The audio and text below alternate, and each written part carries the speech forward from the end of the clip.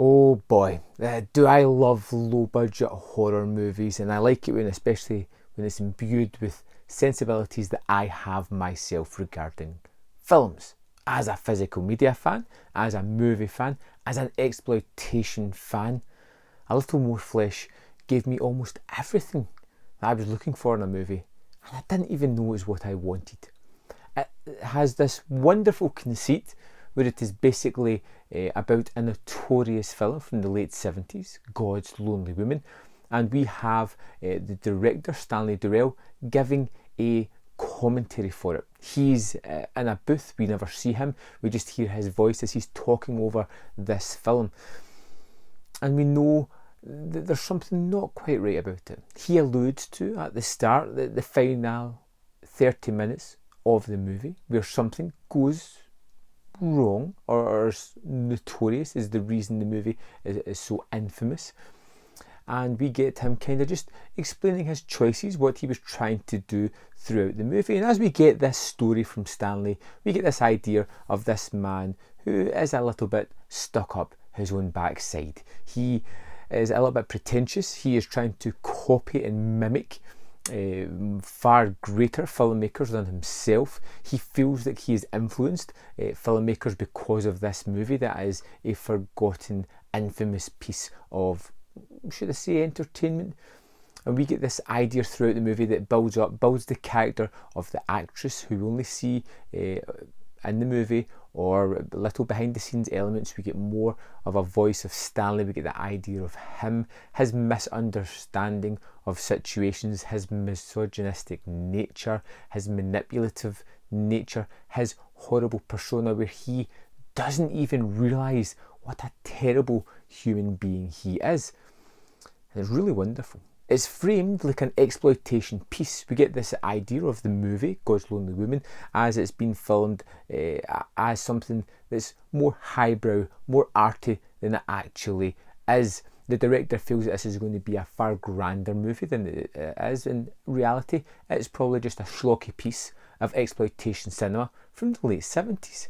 And you have this idea of Isabel, the main character in the movie, who is struggling to deal with this testosterone-fueled maniacs that are behind the camera. You get the idea of Stanley and Vincent, the cinematographer, these two guys that had these two girls, Candice and Isabel, acting in the movie, who were basically abusing them mentally, physically. They had them locked off from the world and were just tearing them down, using them as products, as pieces of meat, using them as just a product of flesh.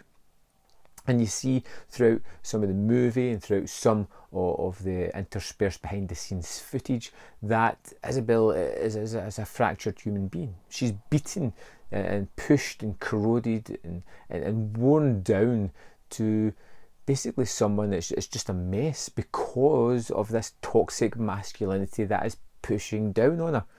And as well as all these timely tropes and thematics behind the movie, you get an idea of film love throughout the filmmaking. We get this pompous director who's talking through his movie, who's name dropping, who's doing things that lots of film fans have done, alluding to other movies that have came before, movies that came after, who's treating their schlocky piece of entertainment as something far greater than it actually is.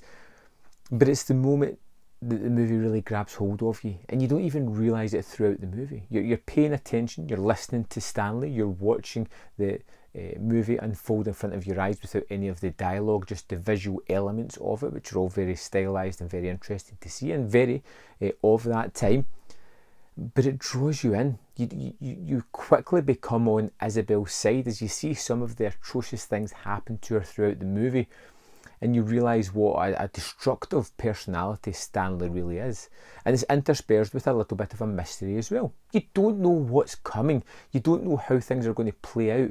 You know that something happens near the end of the movie, but it's getting there, and it layers up the information very nicely, feeding you all these breadcrumbs to allow you to see what a kind of person Stanley is, the movie he was trying to make, the movie he did make, and how he used Isabel as a product rather than a person, and it's really wonderful, leading you towards this end scene or end scenes that are rather disturbing, that are rather horrific. You know, you get a scene with a piece of steak, which is alluded to at the start of the movie, and when you get there, you're so much on the side of Isabel, you're so much with her and understanding that character, even though you only see it through the movie itself. You don't really see the person talking or articulating her point. You just get it through the terrific performance that's given on screen, and you understand that this woman is alone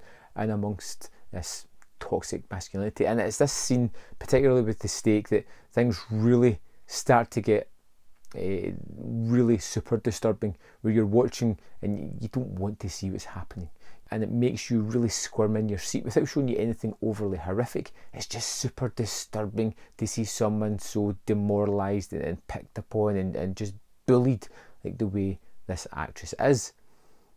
And then it goes on to other things as well, but it's interspersed with some nice touches of, for what Stanley sees, black screen, but what we see is something a little bit more haunting with the lead actresses, the people who were bullied and corroded through this movie. And wow, it ticked all my boxes for me. It gave me something that was different to most other low budget horror movies out there. It had a certain aesthetic about it that was of its time, which itself was rather low budget, but it masks the budget of this movie because it mimics the aesthetic of the movies of those time that were trying to grab a bit of cash just because the industry was really taking off. It homages all different kinds of other movies, it references movies, it's a commentary itself. It's the kind of thing that film fans love to listen to. I do anyway. It just gives you everything you want. It's different. It's unique enough that I can really recommend checking this one out. If you're a film fan, if you love exploitation cinema, if you love the physical media, bursting open a disc, listening to commentaries, this will seem very familiar and very comforting and easy to listen to at the start, but it has a structure and a story that really leads someplace, and it has this terrific prosthetic that just is very wince-inducing. A Little More Flesh is something that I don't know if it has a release as yet. I know it's playing at a film festival very soon and probably make its appearances in other ones. If you get the chance to see it, I really recommend checking this one out. As soon as I know about a proper release for this, I will let you guys know through the channel where you can go and check it out. Up to then, keep an eye out on this movie. Put it on the watch list and check it out as soon as you get the chance. I'd love to know if you have any thoughts on this kind of movie. If it's something that interests you, let me know in the comment box below, and I'll see you next time on Man v Film.